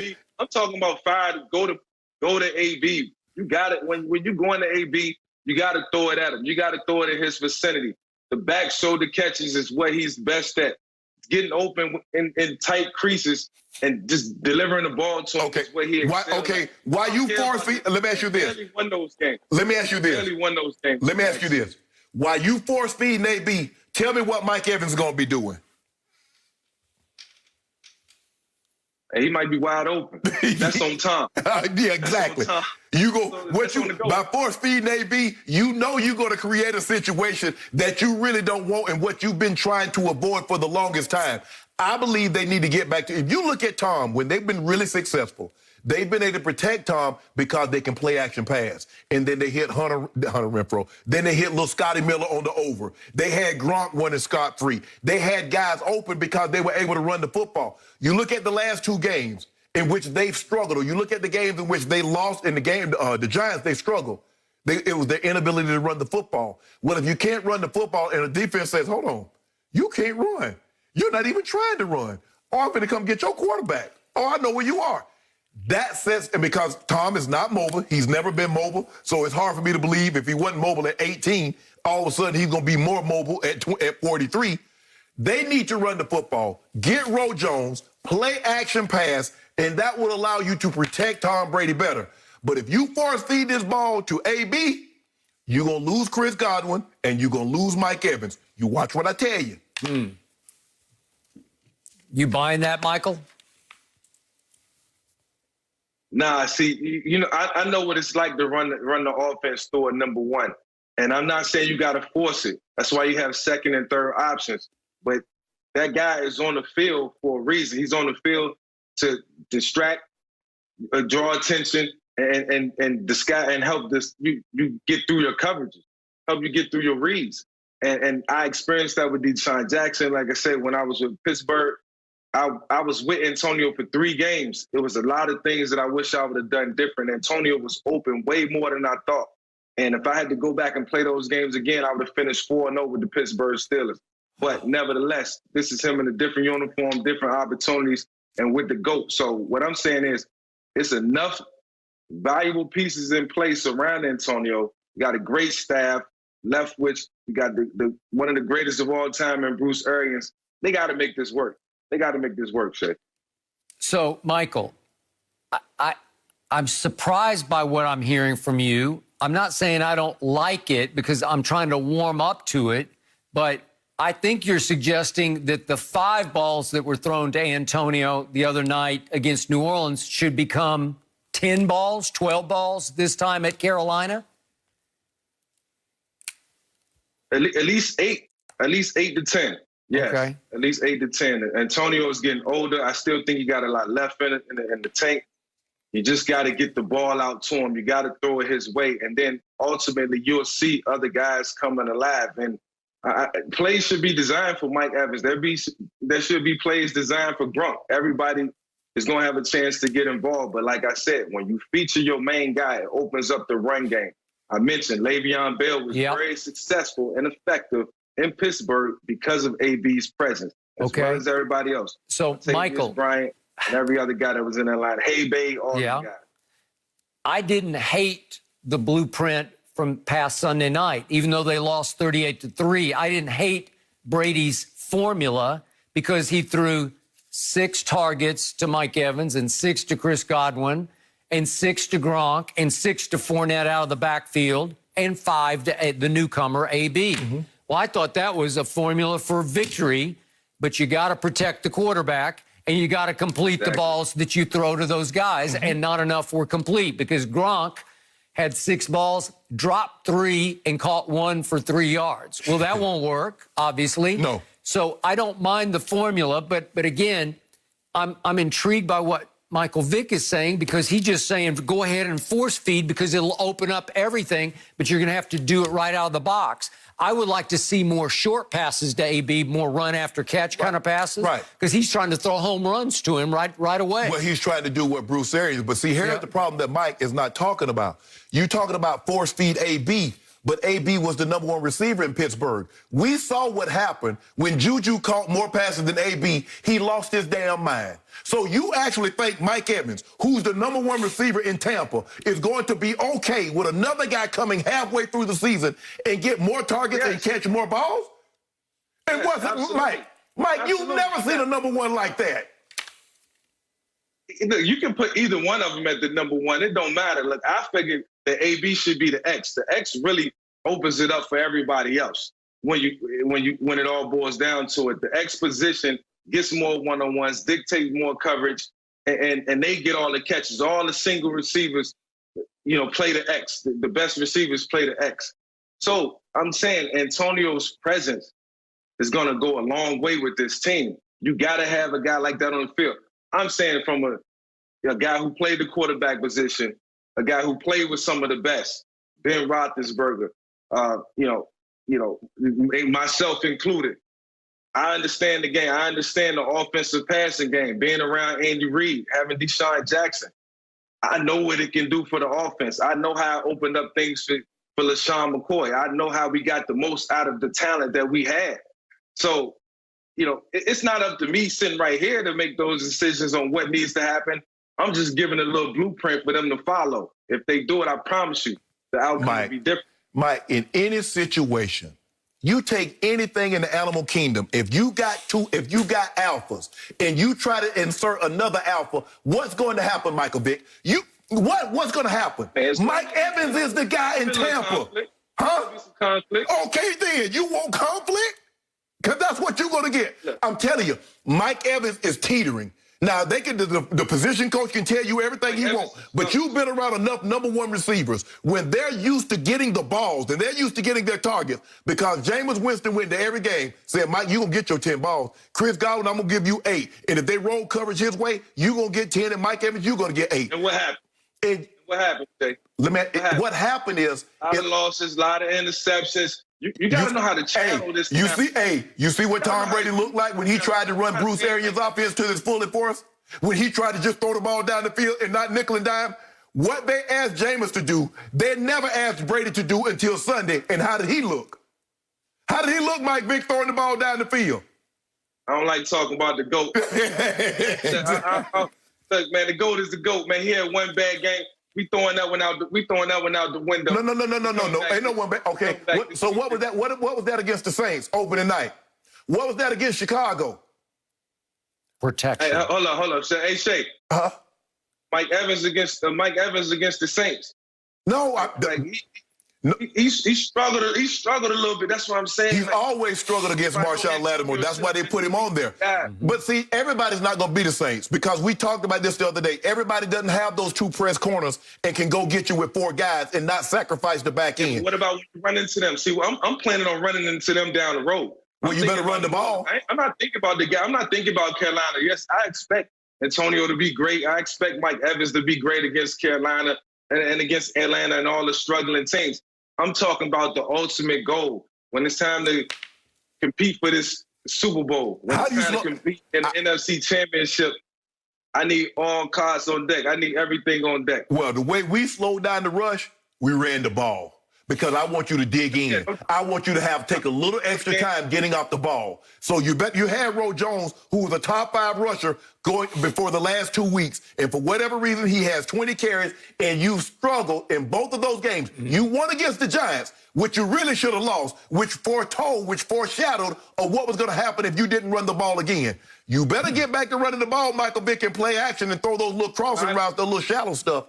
I agree with you, Shannon, because Leonard Fournette and Ro Jones have been the highlight of this team. And last week, the game got away from them so fast. Before you looked up, they was down 21-0, and then the run game becomes obsolete. and then you working against the clock, and it's a lot of different variables. So it changed the dynamic of the game for sure. But if they can come out and establish the run, you know, so Shannon, it'll open up everything else. So maybe we're talking about this situation backward. Yeah, look, what Michael's saying is, let's say they go to Carolina Sunday and they do feature AB and they throw him 10 balls. And let's say he catches 9 balls for 100 and some yards. Yes. Let's say Mike Evans catches 5 balls on Sunday, and let's say they hang 40 on Carolina and win 40-14. You have now established the most dangerous receiver of all of them is AB to me, because he can still fly. The other ones can't run by you, right? Chris Godwin and Mike Evans can't run by you. But I'm telling you how those guys think. Mike, you know how number one receivers think. If you win big and you have established Antonio as a real force and factor in your offense, will that not benefit you against the Rams and the Chiefs? Yes, but Skip, AB has done none of that for Tampa. Mike Evans and Chris Godwin say, we put up these numbers in Tampa. Huh? AB only played 1 game. That's my, but what did Skip? Tom Brady in his press conference, what did he say? He said, everything I accomplished in New England means nothing. I've got to do it here. AB has to do that there. Okay. Who's the best receiver? AB, Mike Evans, or Chris Godwin? Who's the best? Skip. Who's the best? It's hard for me to say AB is the best. I haven't seen AB in over a year. I got it, but who has the most credentials? AB. I'm just telling you, man, this man, look, I know talent when I see it. I know. I know guys and the effort that they put in. I know what they bring to the table. Look, I love Mike Evans. I think he's a great young talent, and he got a long way to go in his development. Tom Brady can tell you that verbatim for sure. But AB is established through Ben Roethlisberger, the Pittsburgh Steelers, and just his own work ethic. He's ready, man. You got to give him the ball, Shay. I'm telling you, man. Look, if I had Drew, AB, and Mike Evans, I had 2 rings right now. But here's the thing, though. Brady won't put the ball in harm's way like Ben. See, like you said, when AB isn't really open, he's open. Tom isn't wired like that. So you're asking Tom, to rewire and reboot a system that's been connected for 20 years. That's not how Tom operates. You know Tom is over there. Whatever they running over there, Shay, they got to, like you said, they got to reboot. They got to figure out what works best for everybody collectively. Because against the good teams, against the greater teams, nothing has transpired. So it's a lot of work to be done in Tampa. It's going to start this week in Carolina. No mercy. Mike Sando of The Athletic revisited his preseason survey of NFL coaches and execs that put every starting quarterback into tiers. Patrick Mahomes, Russell Wilson, Aaron Rodgers, Drew Brees, and Deshaun Watson all got enough votes to land them in the top tier. Mahomes and Wilson were the only 2 quarterbacks to receive all votes for the top tier. So, Shannon, who do you think belongs in tier 1? Mahomes, Wilson, and Rodgers. And I don't think anybody else right now is in that. I think they've been the 3 best quarterbacks basically all season long. And I don't care about no grades or anything like that, but my eye test tells me that these have been the 3 best quarterbacks. And I don't think now, Skip, Kyler Murray was in that 3rd group, Josh Allen. I think they've done enough to move up. They've shown me something from what I've seen in the first half. Now, we need to see it play out over the course of a season. But right now, Mahomes, Wilson, and Rodgers are the 3 best quarterbacks in football. I've seen splashes from Drew. We know what Drew represents. And we've seen that, you know, obviously Sunday night was his best game of the entire season. But I don't know if Watson is still in that tier 1 group. I think he's probably taking a step back, and it's not his fault. There've been a lot of turmoil. They got rid of his best wide receiver.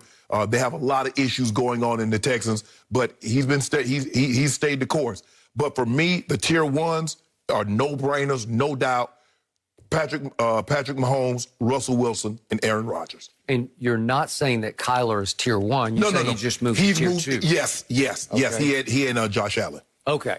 I will give you the 3 you have in the first tier, but 3 more still belong. Who?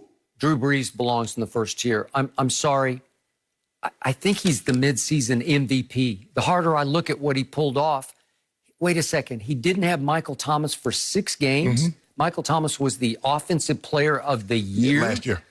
He didn't have Emmanuel Sanders for 2 of those games. Yes. And wait, he still got New Orleans to 6-2, which sits right now as the #1 seed in the NFC. Yeah. So he played Brady twice head-to-head, and he threw 6 touchdown passes to 0 interceptions in those 2 games. And your guy got 5 and what? Well, I'm just saying that's what he did to Tom Brady, right? Well, as long as you don't put the other guy in there, I'm good. Okay. 74% completion rate leads the NFL from Drew Brees. Okay, I got it. A lot of them are going to Kamara. You're right. But the point is, I don't care what your eyes tell you when you watch him because he doesn't seem to have much arm left. It still works. Yeah. And it worked at the highest level against a defense on Sunday night that I thought going into the game was the best defense in pro football, and he shredded it. Yeah, he did. Maybe with his head as much as his arm. Right. Well, it still works. So I'm sorry, when you pull that off, you're the MVP. You have to be in the top tier, right? Okay. Okay. You'll give me that one? I won't fight you on that. Okay. Deshaun Watson. I'm sorry. I'm not backing off this. Love him, believe in him. Stuck in a horrible situation with a horrible coach / GM. Absolutely. Who gave away his best receiver, one of the best receivers in football, just flat out gave him away to For a Kyler running back Murray. that can't stay healthy. Okay? Deshaun's still top tier to me. If you really look hard at what he's doing this year for a bad football team, he's putting up career passing numbers, but nobody cares because nobody's really even watching what he's doing. Yeah, they 2 and right? 6, I think. Okay? So he's still tier. If he was tier 1 going in, for my money, he's still tier 1. And then obviously Tom Brady is tier 1. No, Skip. First of all, he wasn't in tier 1 to begin with. His body of work is tier 1 work. No. Wait a second. Body of work Wait this a second. year. The highly respected Pro Football Focus says that he has a better rating through his 8 games than, wait a second, than Patrick Mahomes has. See, there you go. That's what it is. So you have him #1 overall, Patrick Mahomes, right? He's your MVP. Yeah. And Pro Football Focus says body of work, Tom Brady's is better than Patrick Mahomes because Patrick Mahomes has been up and down, up and down. But you like Bill Barnwell, right?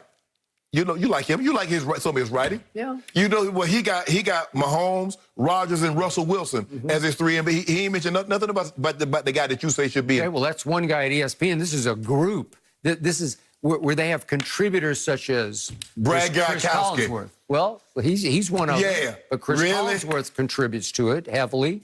A lot of people, until this year, Mike McCarthy was a contributor. I'm contributing to this.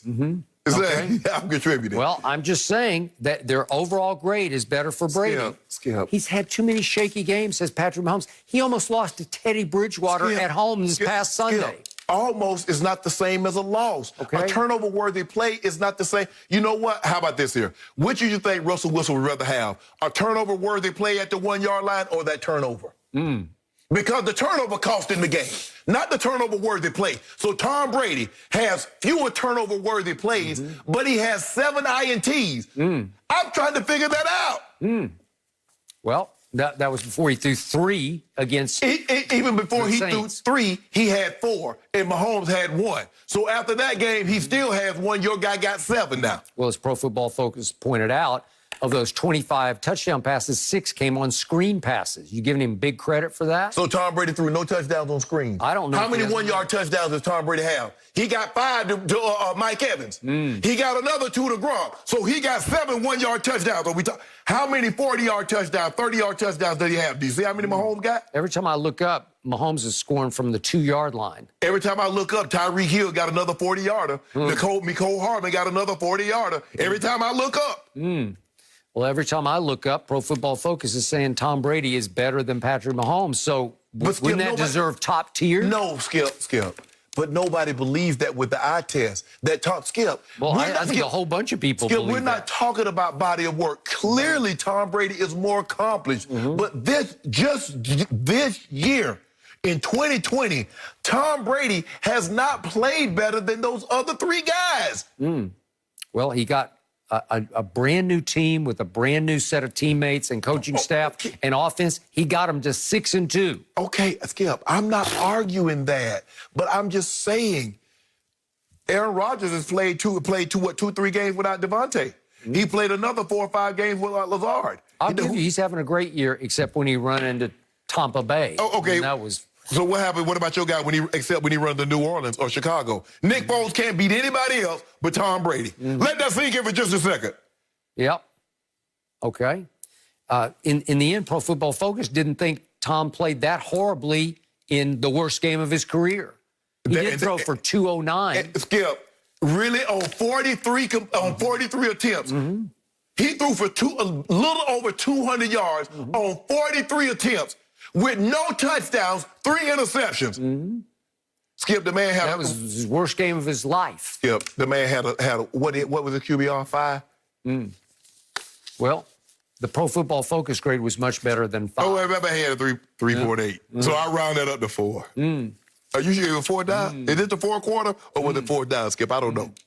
Let's see, I'm counting Patrick Mahomes' bad games. 1, 2, 3, 4. Skip, bad. Hold on. What's a bad game to you? Oh, losing to Derek Carr was a bad game at home, and then scored 32 points, threw for 340 and 2 touchdowns. Yep. That's bad. Okay, almost go ahead. Losing to Teddy Bridgewater at home was a bad game. Almost. Skip, you almost lost to Daniel Jones. And then he almost lost to Brian Hoyer and had a QBR of, 58? Skip, don't do that. New England? All Really? my guy does is just win. Who has a better record through the first 30-plus starts? It's good. I'll give you. He's top tier. I give you that. Skip, did you know, if you look at the guys with 100 touchdowns, how many interceptions they had? It's not even close. Even Aaron Rodgers threw the first 100 touchdowns, had 34 interceptions. My guy in the 20s. As a matter of fact, I better take that back. My guy got 19. My guy got 100 touchdowns and 19 picks. Even the great Aaron Rodgers had 34 interceptions in his first 100 touchdowns. No mercy. A full slate of college football kicks off tomorrow on Fox as TCU takes on West Virginia at noon Eastern. Then it's a Pac-12 action as 20th-ranked USC battles Arizona, followed by number 11 Oregon squaring off with Washington State. Now, one Oregon quarterback who has already looked impressive early on this season has been Justin Herbert with the Chargers. He'll have his work cut out for him, though, this week as LA goes on the road to face the Dolphins. Tua Tagovailoa is now undefeated as a rookie starter after beating Kyler Murray in Arizona last weekend. So, Shannon, which of these rookie QBs will have a better career? Skip, I mean, look, Justin Herbert has been unbelievable. He's been a lot better than I thought he would. He was better than he was at Oregon. His ability to throw the football, I knew he was athletic, knew he had nice legs, and was mobile, but I didn't realize he was going to be able to throw the ball like this. So he's been very, very impressive. But I've liked what I've seen from Tua. And I think Tua has gotten better and better, and they're going to ask Chan Gailey, who was my former position coach when I first got to Denver, will put more and more on his plate. And Chan has always done a great job of developing quarterbacks. And so I think he'll develop Tua. I'm going to say I'm stick with Tua. Like I said, I've been very, very impressed with Justin Herbert.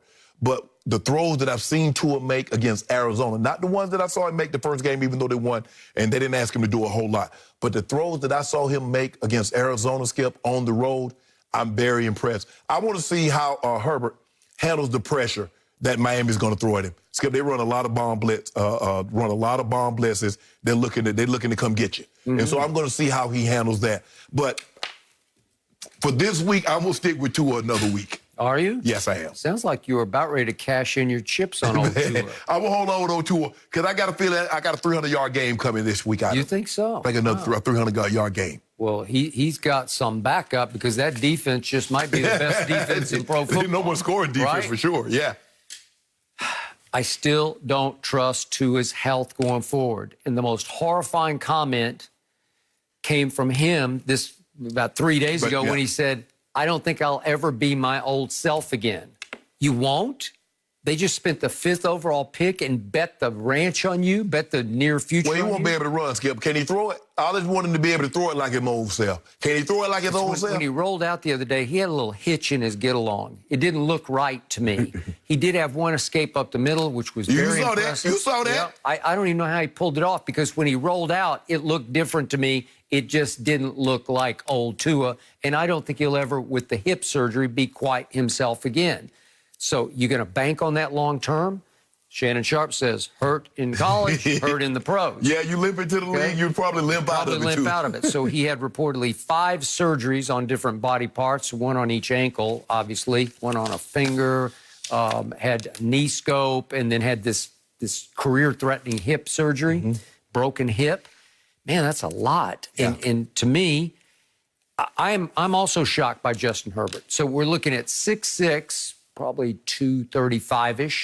Can move. Yes. Already has 166 rush yards, 5 a pop, and is averaging 307 yards passing, which is third best in the whole league. Right out of the box. 17 and 5, 17 touchdowns, 5 interceptions. Okay. The only glitch is they are 1-6.